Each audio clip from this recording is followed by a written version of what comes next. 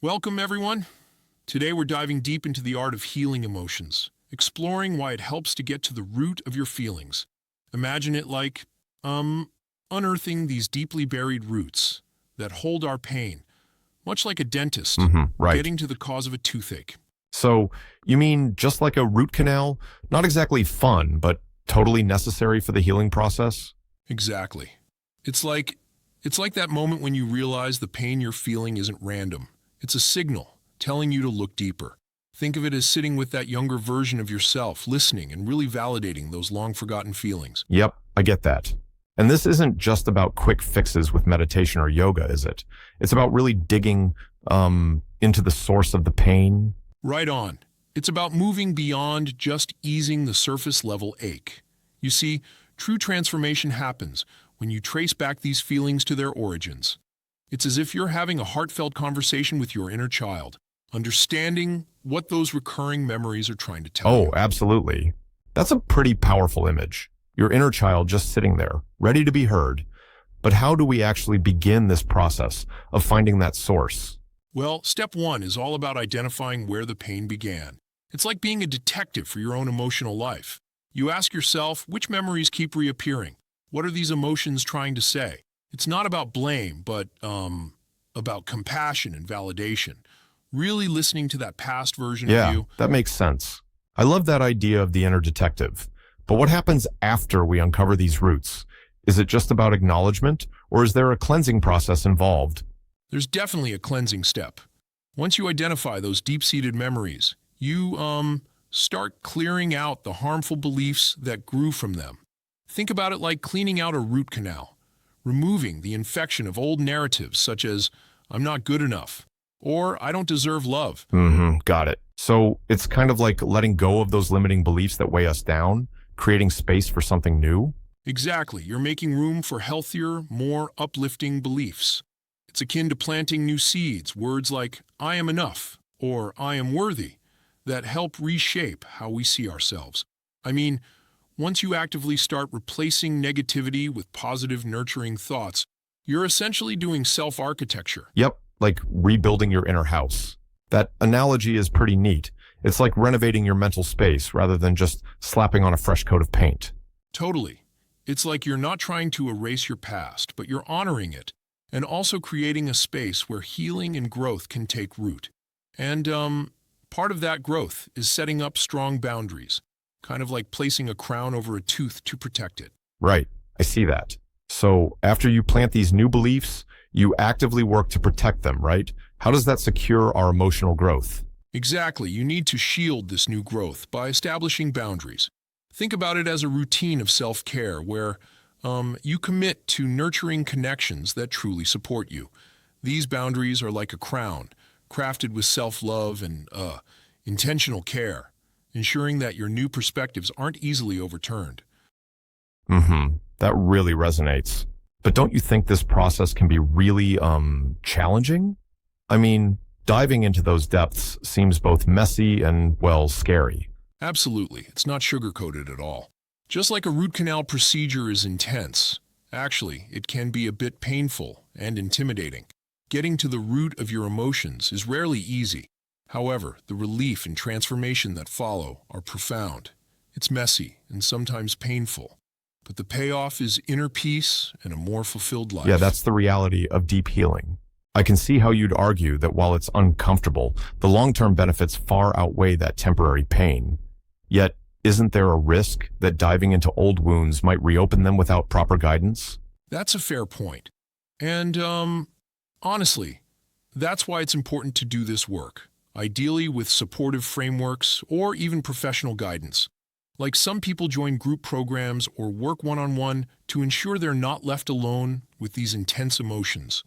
It's a safe space to explore and ultimately Right. heal. Having guidance can make a huge difference.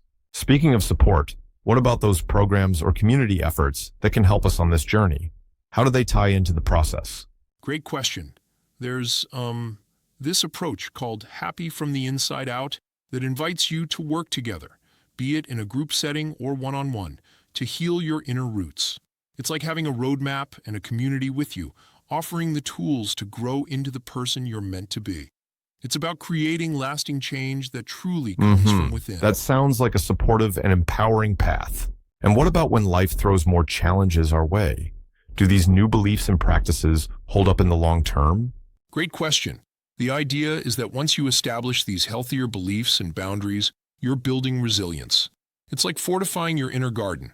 Even when storms hit, you've nurtured a foundation strong enough to withstand it. The transformation isn't just momentary.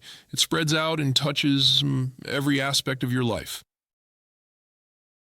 Yep, it's like creating lifelong habits of self-care. I love that imagery. A fortified inner garden that blossoms through every season of life. But, do you think this process of deep dive and cleansing is accessible to everyone? Well, there's no one-size-fits-all, but the process itself is universal. Each person's journey might look different, but the core principles, identifying the source, cleansing old beliefs, planting new growth, and protecting it, remain the same. Sure, it requires courage and sometimes professional help, but it's fundamentally accessible. I see your point there. Now, let's talk about that concept of self-compassion. How important is it during this emotional excavation process? Oh, it's crucial. Imagine trying to fix a broken vase without, handling it carefully. Self-compassion is that gentle repair process. When you sit with your pain and honor your feelings without judgment, you're essentially mending that broken part of you. It's a reminder that you deserve care, both in the hard moments and the moments of triumph. Absolutely. Gentle care makes all the difference. I couldn't agree more. Your analogy of a broken vase really hits home. But what about when negative thoughts creep back in, even after you've done all this hard work? That's the real test. Even after you plant the new beliefs, negative narratives can try to sneak back in. However, with established self-care practices and firm boundaries, you're better equipped to recognize and gently dismiss those old voices.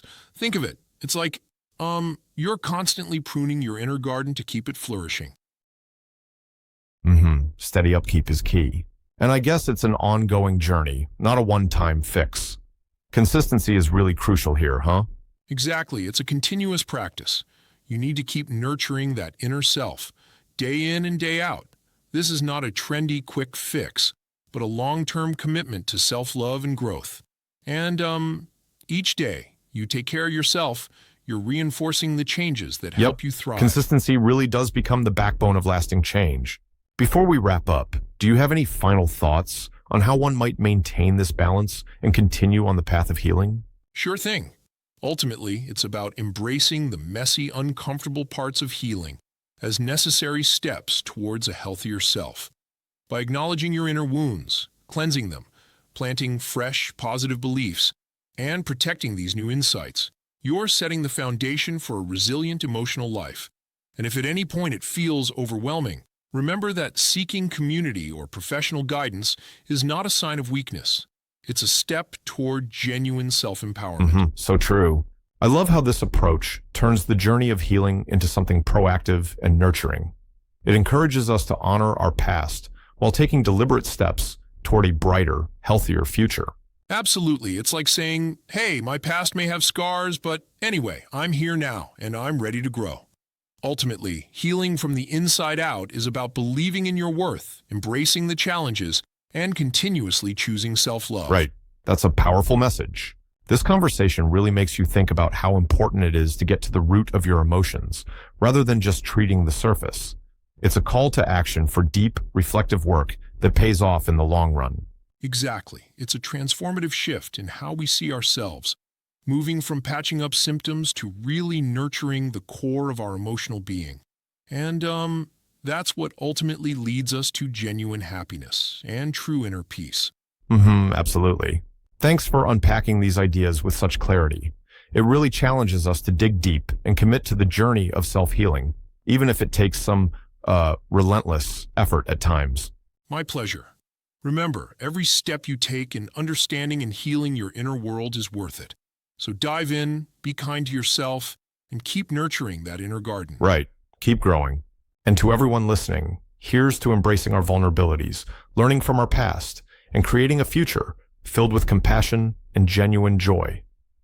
Thanks for joining this conversation, and keep taking those steps toward healing from the inside out.